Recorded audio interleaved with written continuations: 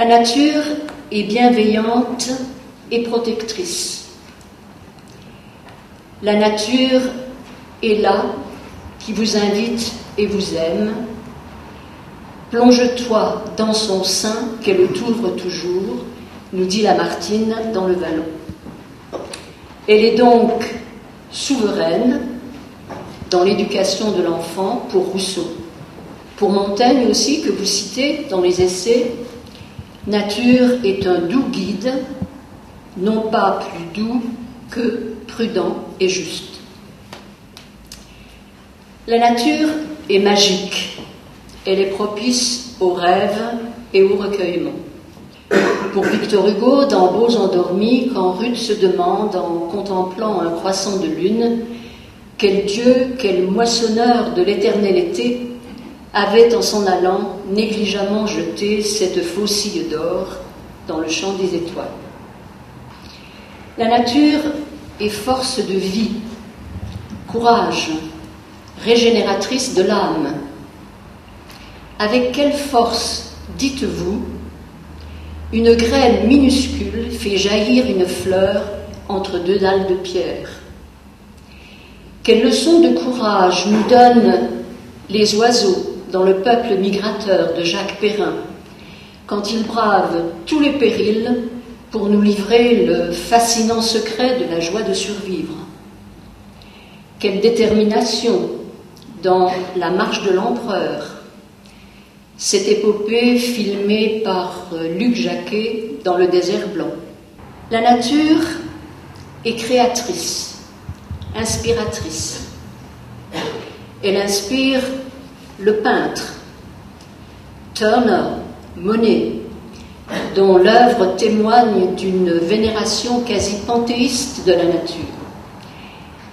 Monet, ce dieu des jardins qui tente d'expliquer le secret de la création en fixant l'éclat d'un glaçon, un clapotis, le chassé-croisé de la lumière et de l'ombre.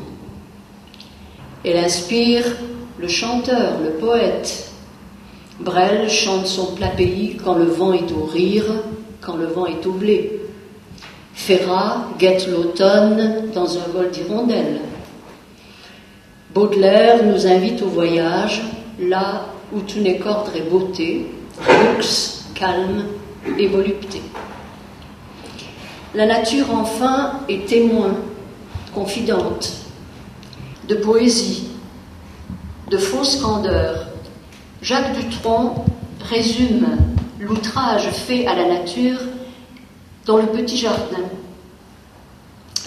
Mais un jour, dit-il, près du jardin, passa un homme qui portait au revers de son veston une fleur de béton.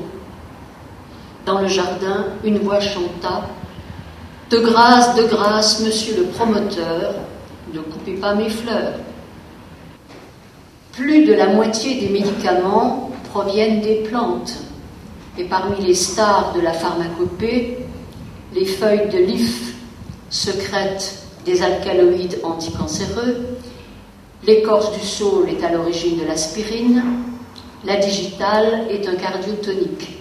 Je suis nulle en la matière, mais je répète les propos de Jean-Marie Pelt, président européen de l'Institut européen d'écologie. La recherche médicale n'a pas de frontières, elle rapproche tous les hommes. C'est enfin pour chacun de nous apporter son modeste écho au grand cycle de la nature, ne serait-ce que planter un arbre, ce trait d'union entre le ciel et la terre, planter des fleurs, ou pourquoi pas des tomates, dans son jardin de curé ou dans son fouillis anglais pour en perpétuer la beauté. Ou tout simplement encore prendre le temps d'observer quelques perles de rosée en équilibre sur un brin d'herbe.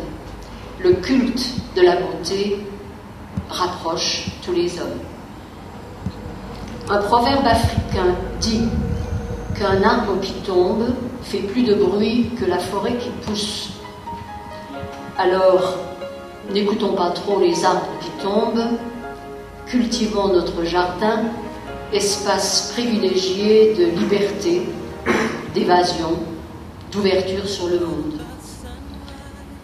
Je vous conseille, comme le faisait le Candide de Voltaire, de cultiver votre jardin dans tous les sens du terme. Espace privilégié de liberté et d'évasion.